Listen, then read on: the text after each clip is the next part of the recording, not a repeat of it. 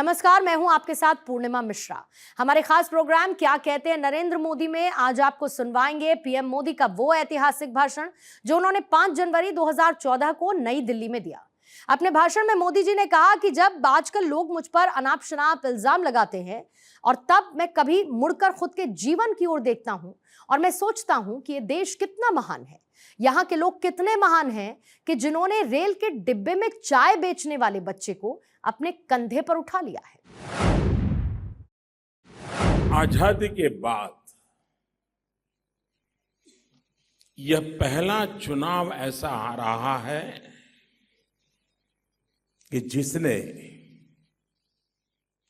पुरानी सारी परंपराओं को नष्ट कर दिया है।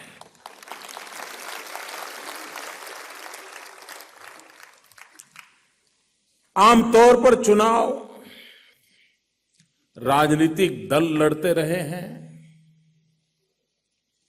उम्मीदवार लड़ते रहे हैं, लेकिन ये पहला चुनाव ऐसा है जो चुनाव अपने आप में एक जन आंदोलन बन गया है।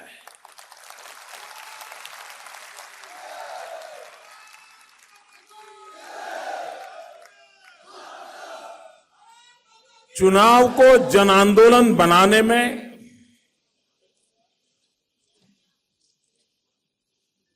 पूज्य रामदेव जी की अखंड एक निष्ठ तपस्या भी है।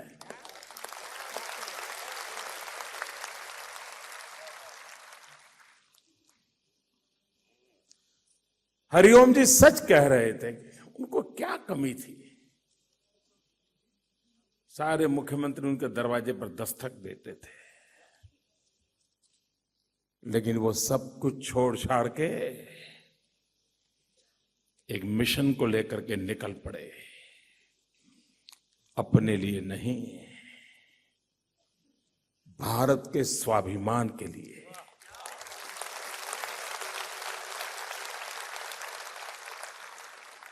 कभी कभी पीड़ा भी होती है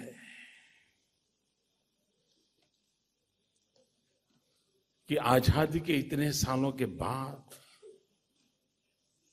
हमें ही हमारे ही देश के स्वाभिमान के लिए लड़ाई लड़नी पड़े। ये अजूबा सा है। ये तो सहज प्राप्य होना चाहिए, स्वाभाविक प्रक्रिया होनी चाहिए, लेकिन न जाने क्या क्या रुकावटें रही कि आज स्वाभिमान के लिए लड़ाई लड़नी पड़ रही है। भाइयों बहनों, आज जब हम भारत के स्वाभिमान की लड़ाई लड़ने वाले सिपाहियों के बीच खड़े हैं, तब अपने इस कार्यक्रम के दरमियान ही इसरो के भारत के वैज्ञानिकों ने, भारत के इंजीनियरों ने सफलतापूर्वक GSLV D5 को लॉन्च करने में सफलता पाई है। मैं भारत के सभी वैज्ञानिकों को, इंजीनियरों को इस सफलता दिलाने के लिए इस पवित्र मंच से बहुत बहुत बधाई देता हूं, शुभकामनाएं देता हूं।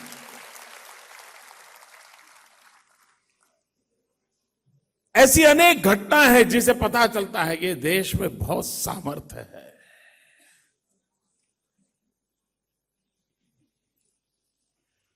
भाइयों बहनों, मैं निराशावादी इंसान नहीं हूं।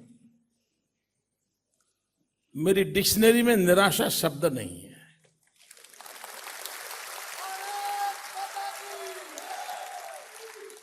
और उसका कारण यह नहीं कि मुझे डिक्शनरी का ज्ञान है। इसका कारण यह है कि मैंने जिंदगी को ऐसे जिया है।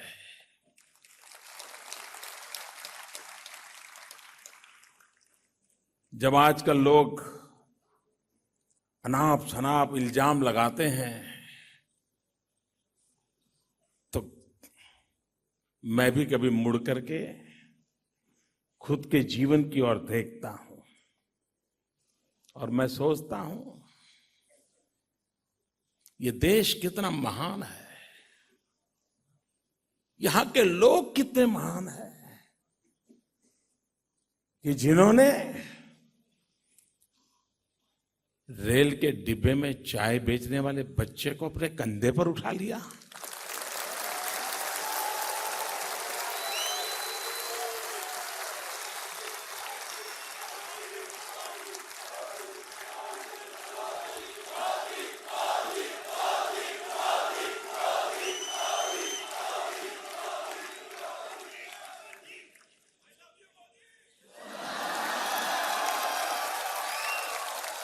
मित्रों, मैं निराशावादी नहीं हूं। उसका कारण है कि मैंने अपनी मां को अड़ोस पड़ोस के घर में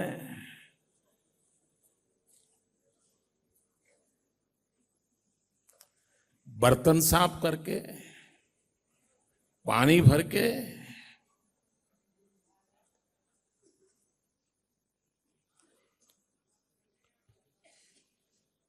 हमें संस्कारित करने का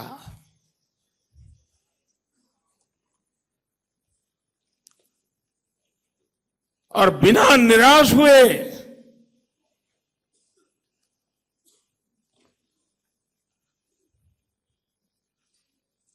बच्चों को पालने का उस मां ने काम किया।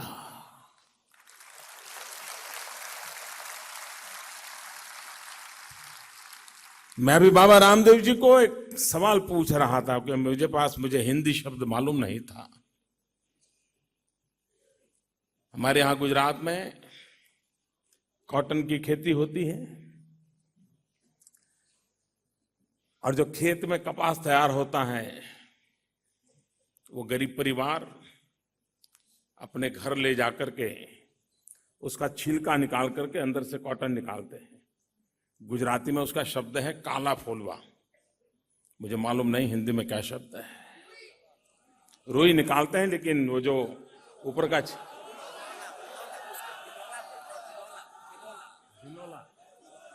हाँ, मुझे शब्द मिल गया है, बिनोला।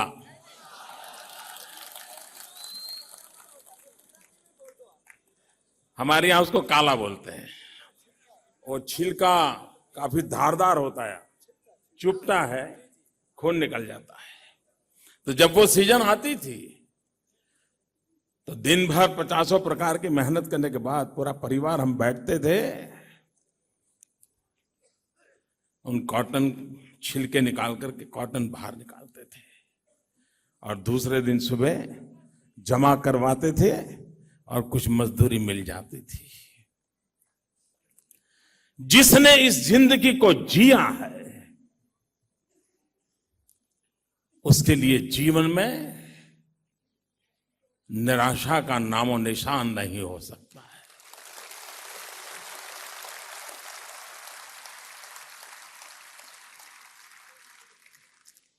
जो इस पीड़ा और दर्द में पला है उसके लिए औरों की पीड़ा और दर्द समझने के लिए यात्राएं नहीं करनी पड़ती है।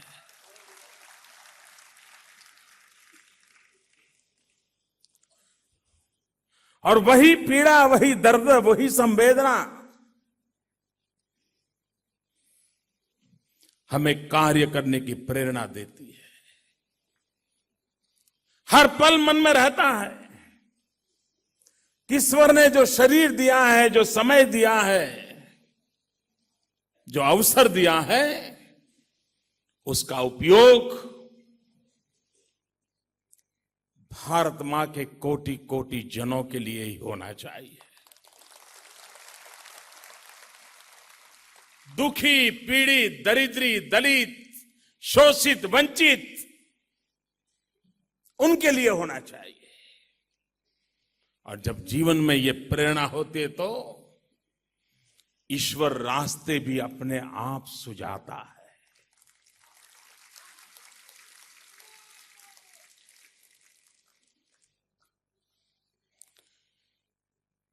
मतलब पहले के चुनाव होते थे जोड़ तोड़ के चुनाव होते थे,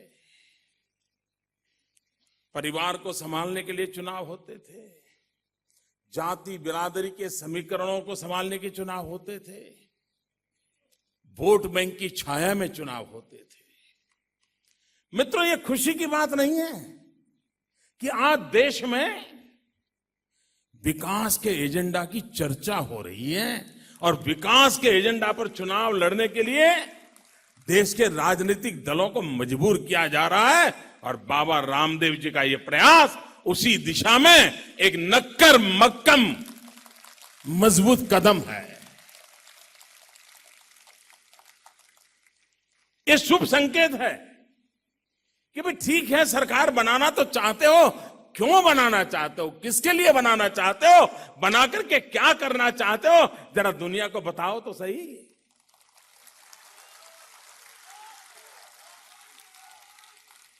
और मैं चाहूंगा ये प्रयास 2014 के चुनाव तक निरंतर चलता रहना चाहिए, दबाव बढ़ाना चाहिए और सिर्फ बीजेपी पर नहीं, सब दलों पर बढ़ाना चाहिए कि बहुत हो चुका, 60 साल बीता पूरा बर्बाद किए, अब बताओ। और भाइयों बहनों, उसके साथ साथ बाबा राजनेताओं को भली भांति अब जान गए हैं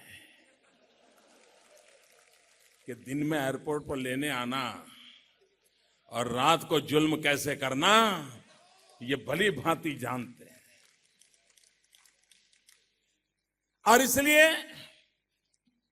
कोई कहने को कह दे, उस पे भरोसा मत करना, ट्रैक रिकॉर्ड बराबर देख लेना।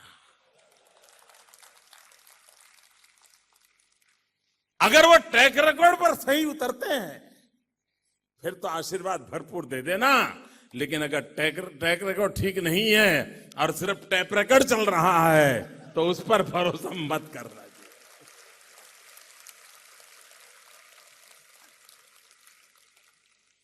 आप कल्पना कर सकते हैं भाइयों, इस देश में 65% जनसंख्या 35 से कम आयु की हो, ये विश्व का सबसे नौजवान देश हो, परमात्मा ने हर नौजवान को भूजा दी हो, बुद्धि सामर्थ्य दिया हो, कुछ कर दिखाने की ललक दी हो, उसके बावजूद भी जो डेमोग्राफिक डिविडेंड एक बहुत बड़ी एसेट बन सकता था, देश की नेतृत्व ने उस डेमोग्राफिक डिविडेंड को डेमोग्राफिक डिजास्टर में कन्वर्ट कर दिया। इससे बड़ा कोई पाप नहीं हो सकता। नौजवान को अवसर चाहिए।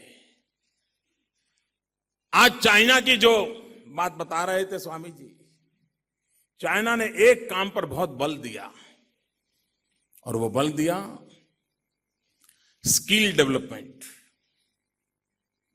नौजवानों को हुनर सिखाओ। अगर उसके पास हुनर होगा तो उसके अंदर सामर्थ्य है, जीवन जीने का रास्ता खोज लेगा।